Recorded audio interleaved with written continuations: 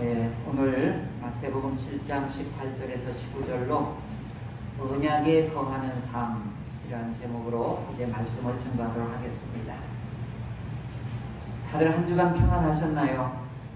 평안하셨지요? 힘들고 어려우셨지요? 저는 화요일, 목요일, 금요일, 화요일, 수요일, 목요일 우리 교단의 목회자, 목사님들을 이제 최종의 고시를 치르는데 감독으로 갔다 왔는데요. 출발할 때 비가 억수로 와서 옷이 다 젖고 구두까지 다 젖어서 아주 제가 아주 그 찌걱거리는 그 불편함, 그게 한 오후 5시쯤 되니까 마르더라고요.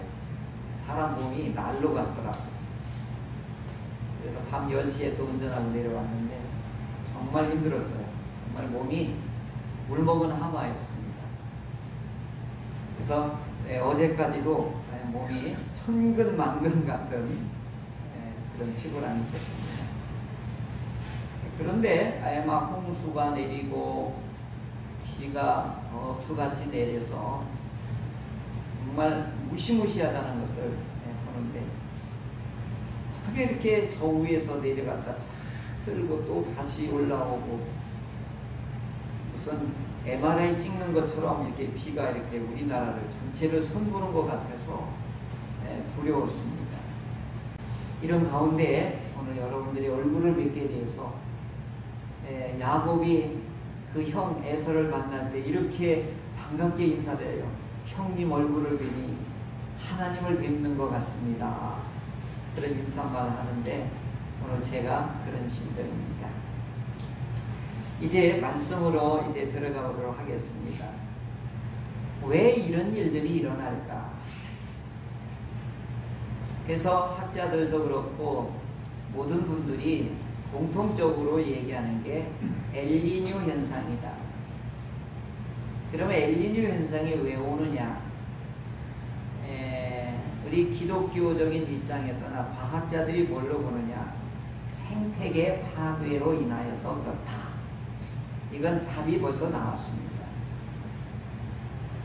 그러니 1시간 만에 막 안방까지 물이 들어오고 터널 지나다가 거기서 물이 넘쳐서 거기서 사망하는 일이 발생되고 예전 같지 않은 일들이 지금 우리를 이와 같이 휘몰고 있습니다. 자, 이와 같이 이 하나님이 만들어놓은 창조 질서가 무너질 때 오는 이런 우리에게 오는 복수 같은 이런 일들이에요.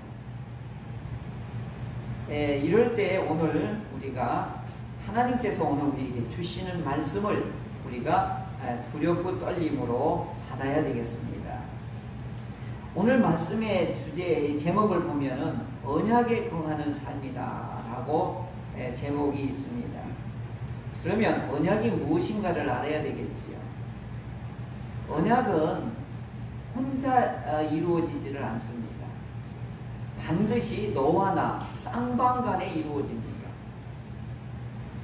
다시 말씀드리면 언약은 관계 속에서 형성되고 관계 속에서 세워지고 관계 속에서 이것이 엄중하게 이루어지는 것을 볼 수 있습니다. 그래서 구약시대 때는 이 언약식이 매우 신중하고 엄중하게 거행이 됐습니다. 왜 그러냐? 일단은 희생제물을 반을 쪼개요.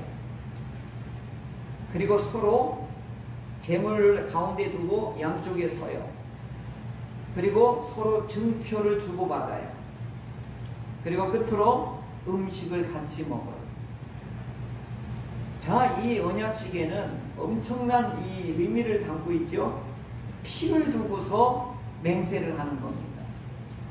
이걸 어길 때에는 우리 피를 본다 이런 뜻이에요.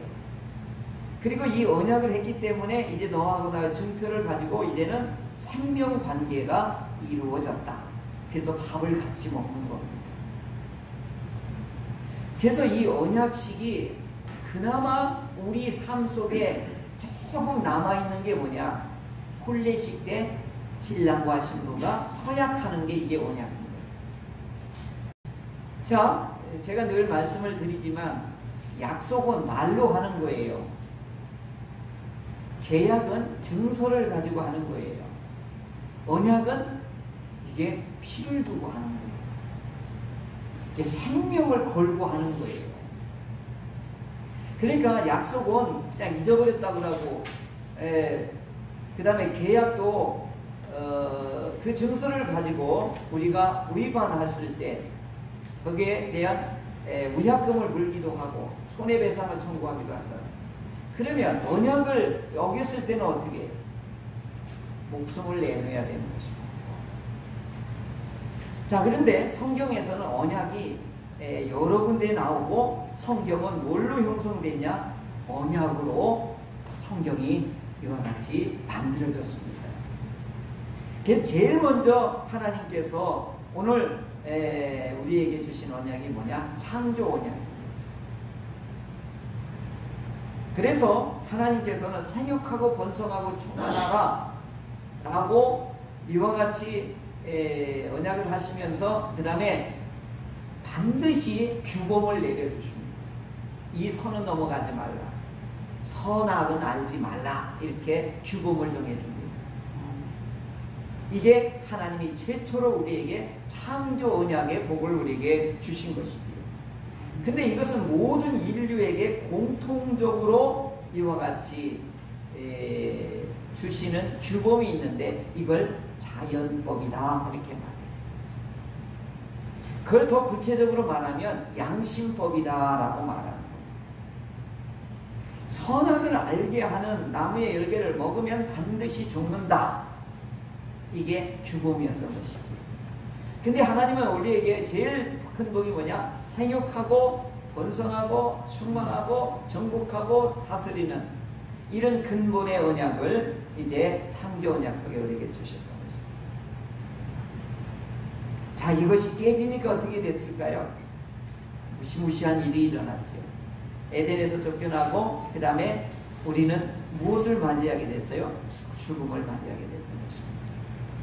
결국은 언약이 파괴되는 순간 결국 뭐냐? 생명이 파괴되는 것을 우리는 지금 비참한 존재로서의 죽음을 안고 사는 우리들이 바로 여기에 처했던 것이죠. 또 두 번째 언약이 있는데 노아의 언약이에요.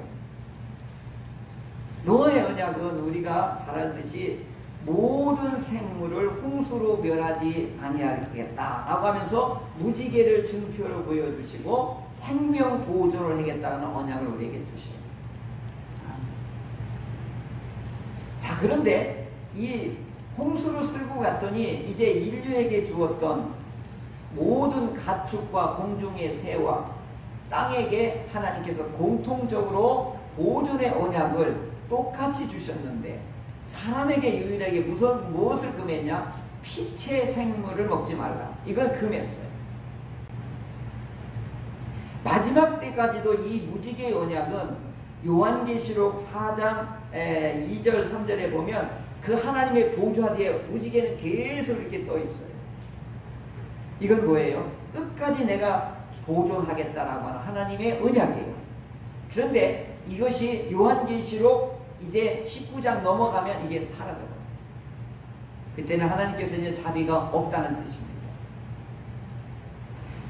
그러면서 노아의 후손들에게 이 언약을 이와 같이 맺으면서 세우면서 무슨 법을 주느냐? 여기에도 자연법을 주시는 거예요.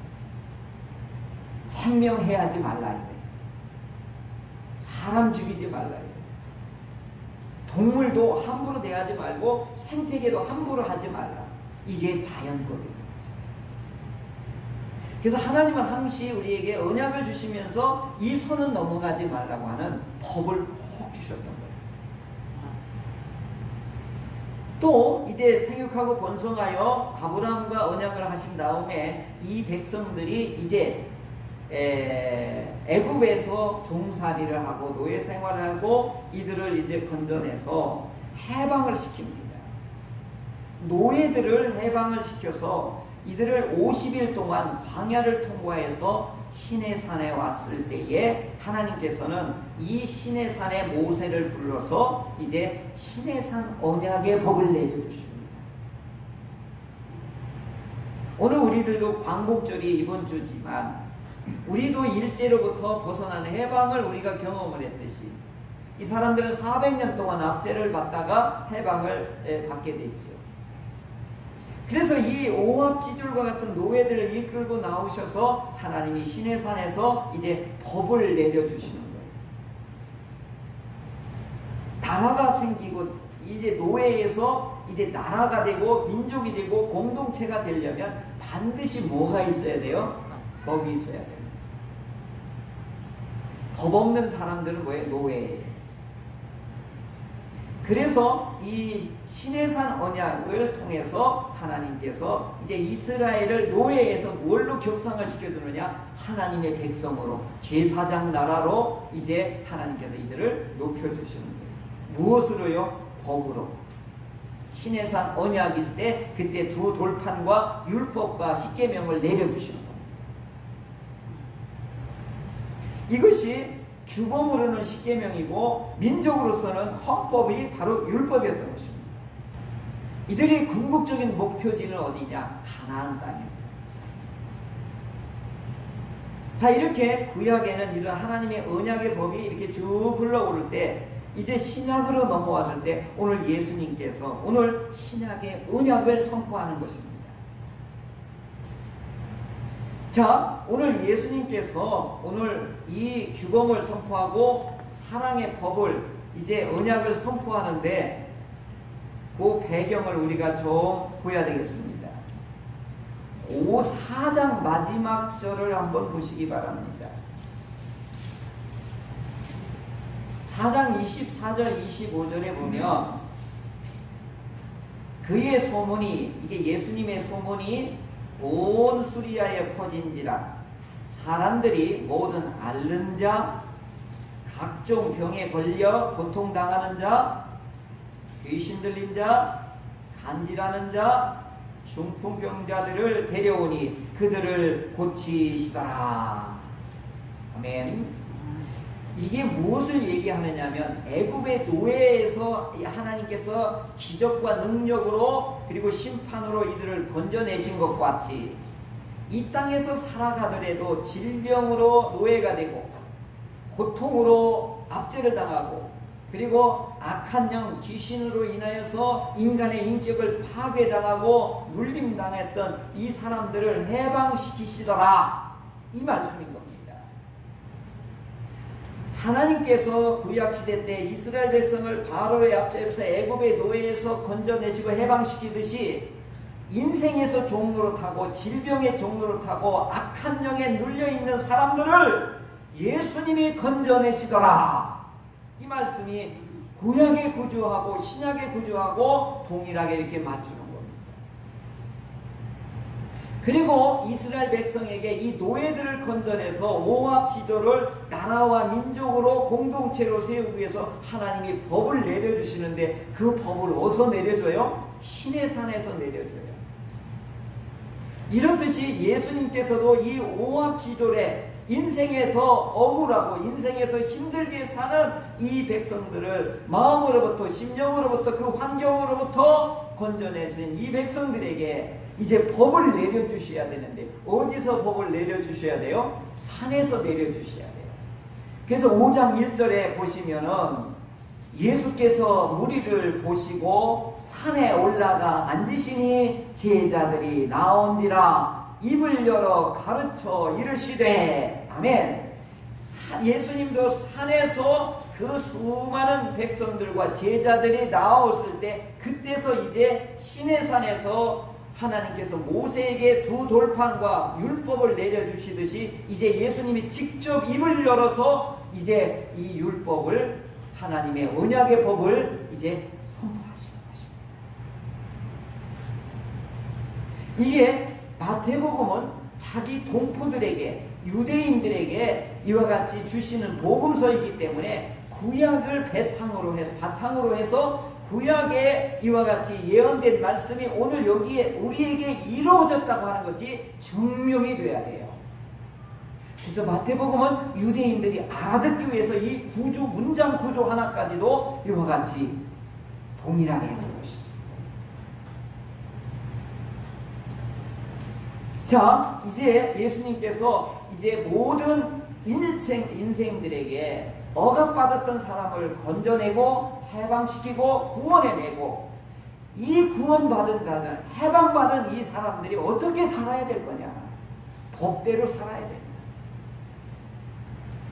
이것을 오늘 이 백성들에게 내려주시는 것입니다.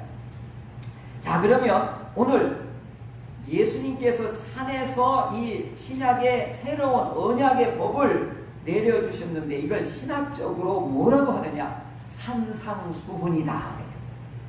산에서 내려주는 아주 금과 옥조와 같은 이 교훈이다. 근데 어떤 분들은, 어떤 학자는 이래 천국 대헌장이다 이렇게 말해요. 근데 내가 사랑하는 우리 이학준 교수님이 뭐라 했냐면 이건 새로운 이 산상 언약이다 이렇게 새로운 용어를 사용했더라. 자, 그러면 오늘 예수님께서 산 위에서 오늘 우리에게 해방받고 구원받고 하나님의 백성이 된 우리들에게 어떻게 살아야 될지를 오늘 세 가지 은혜의 말씀을 우리에게 주십니다. 이제 첫째는 사랑의 명령은 산에서 내려온다. 둘째는 사랑의 법은 빛과 소금이다. 셋째는 사랑의 목적지와 목표는 샬롬 왕국이다. 사랑하는 성도 여러분, 오늘 말씀은 사랑의 명령을 빛과 소금으로 잘 지키어 하나님의 주시는 샬롬의 왕국을 누리시는 저와 여러분들이 다 되시기를 주의 이름으로 축원합니다. 아멘. 이제 우리 주님께서 해방시키고 구원시키고 우리를 자녀 삼아 주시는, 그러면 어떻게 살아야 될지 첫째는 사랑의 명령을 산에서 주시기 때문에 그 말씀을 잘 들어야 되는 것입니다. 예수님은 내가 하나님의 아들이라고 하는 것을 증명해야 돼요. 그래야 믿고 그래야 따르지 않겠어요? 그래서 제일 먼저 한 일이 뭐예요? 기적을 베푸는 거예요.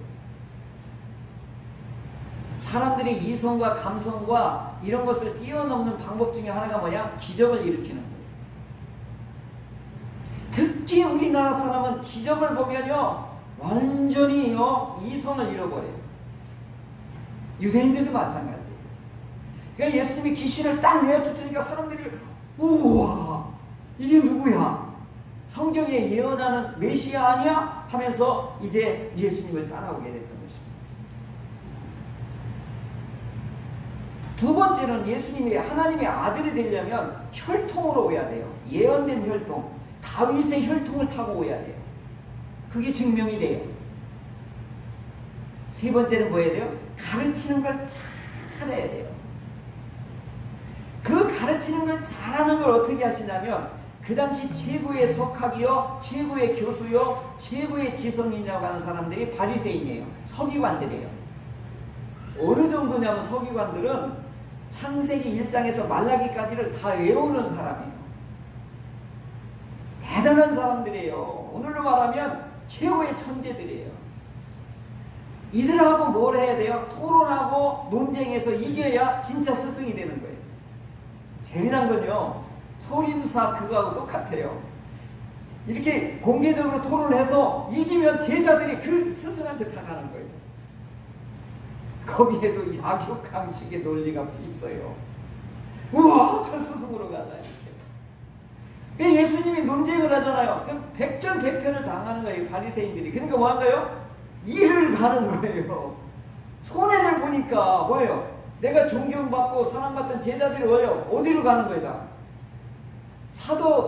세례 요한은 어떻게 했어요? 너희들은 누구한테로 가나? 그 제자들을 누구한테 다 보내요? 예수님한테 보내잖아요. 세례 요한은 대단한 분이에요. 이렇게 가르치는 걸 잘해야 이게 하나님의 아들이 증명이 되는 거예요. 그 예수님이 어떻게 해요? 이제 기적을 베풀었잖아요. 아까 4장 마지막 절에 뭐예요? 모든 질병을 고치고 귀신을 쫓겨내 기적을 베풀잖아요. 그러니까 이제 이스라엘을 중심으로 한 지금 레바논, 시리아, 요르단, 그 다음에 이 에집트, 이 모든 사람들이 예수님의 소문을 듣고 이 갈릴리까지 찾아온 거예요. 학자가 얘기하면 이 당시 예수님을 쫓아다녔던 사람이 2만 명 정도 될 것이다, 이렇게 보는 분도 있어요. 여러분 100명, 200명만 따라다니고 난리가 나는데 2만 명씩 따라다닌다고 하면 이 정권에 가져있던 로마 총독부에 있는 사람들이나 헤롯 왕이라든가 이런 사람들은요 무시무시하게 생각하는 거예요.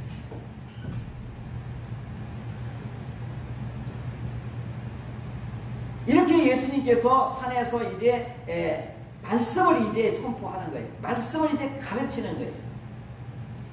예수님의 교육 방법, 예수님의 이 훈육 방법은 독특해요. 모르는 건요 알려주고요, 잘못된 건 고쳐주고요, 그 다음에 이걸 반드시 생활화 체질화 될 때까지 예수님은 반복하는 거예요. 그리고 이것들을 유대인들은 그대로 이걸 이어받아서 자녀 교육을 이렇게 해요. 반복해요. 반복.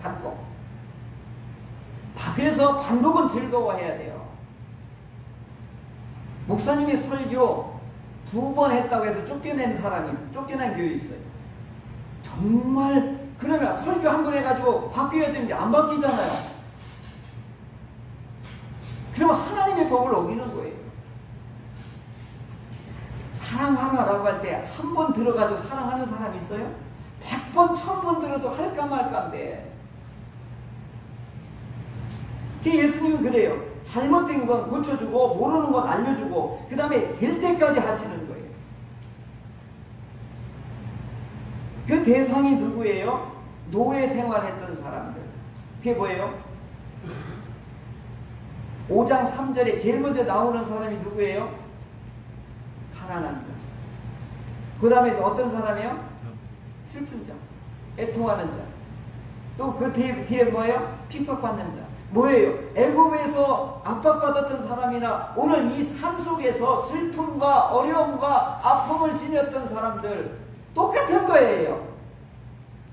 오늘 우리가 겪고 있는 아픔, 겪는 거, 정신적인 거, 정서적인 거, 그 다음에 경제적인 거, 그 다음에 이와 같은 코로나, 그 다음에 홍수, 환경적인 거, 이 모든 것들이 우리를 억압하고 힘들게 할 때에 우리 예수님이 뭐라고 하는 거예요? 오라는 거예요.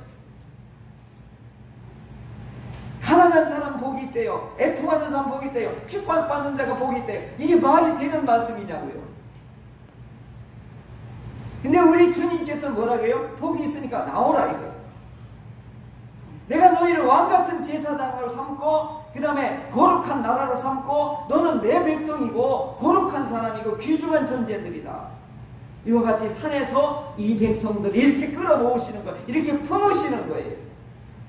그 초청에 여러분들이 응하셨던 겁니다.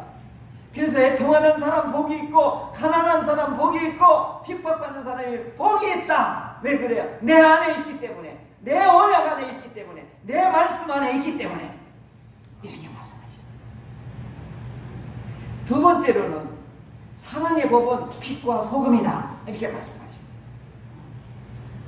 이제 너희가 내 사랑 안에 들어왔으면, 내 명령 안에 들어왔으면, 내 사랑의 법 안에 들어왔으면 듣고 지키고 행하라. 이렇게 말씀해요. 듣고 지키고 행하라. 한번 따라 하실래요? 듣고 지키고 행하라.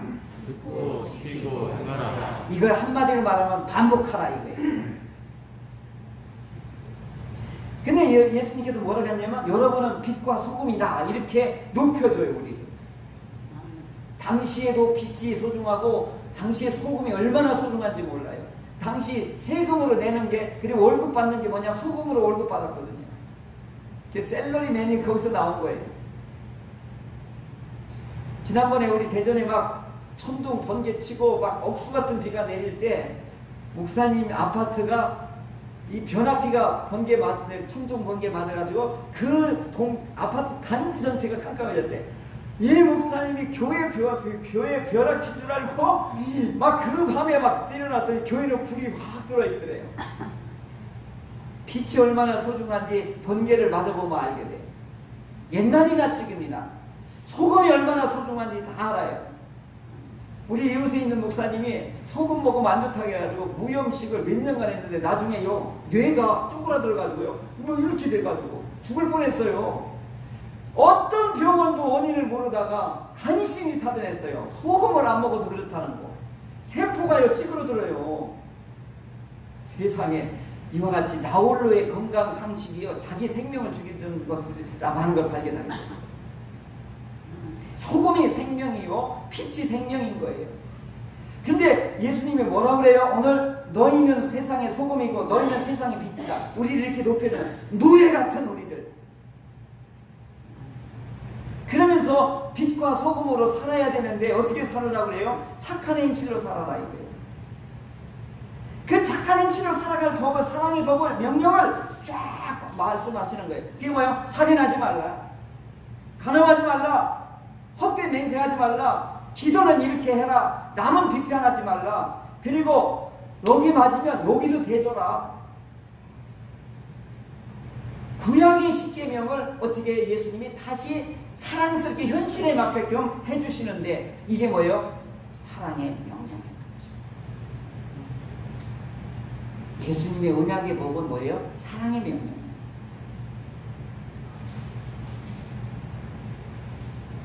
그래서 세 번째로는 사랑의 목표는 뭐냐? 샬롬이에요. 어디에 이르게 하는 거예요? 샬롬에 이르게 해주시는 법이에요. 사랑의 명령, 이 예수님이 말하는 산상의 이 언약의 규범은 뭐 어디에 이르게 하기 위해서는 거예요? 샬롬에 이르게 하기 위해서. 샬롬은요, 이게 히브리 말이라 우리가 와닿지 않은데 이렇게 얘기하면 돼요. 샬롬은 평안한 거예요. 안식하는 거예요. 그리고 기쁜 거예요. 이게 로마서 14장 17절에 바울이 이렇게 설명했어요. 아주 쉽게.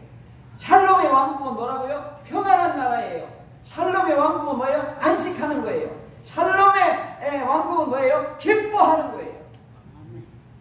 이게 없으면 아무리 돈이 많아도 불행한 거예요. 그래서 이 언약을 깨뜨리지 말고 이 언약의 안에서 사랑의 왕국, 샬롬의 왕국을 이루라 이렇게 말하는 거예요. 그래서 내 말을 듣고 행하지 아니하면 어리석은 자요, 내 말을 듣고 지키면 홍수가 와도 무너지지 않는 지혜로운 집을 지은 것과 같다 이렇게 말씀하시는 거예요. 근데 이 문제는요, 이게 지키는 게 문제예요. 자, 오른뺨을 대면 왼뺨까지도 대줘라.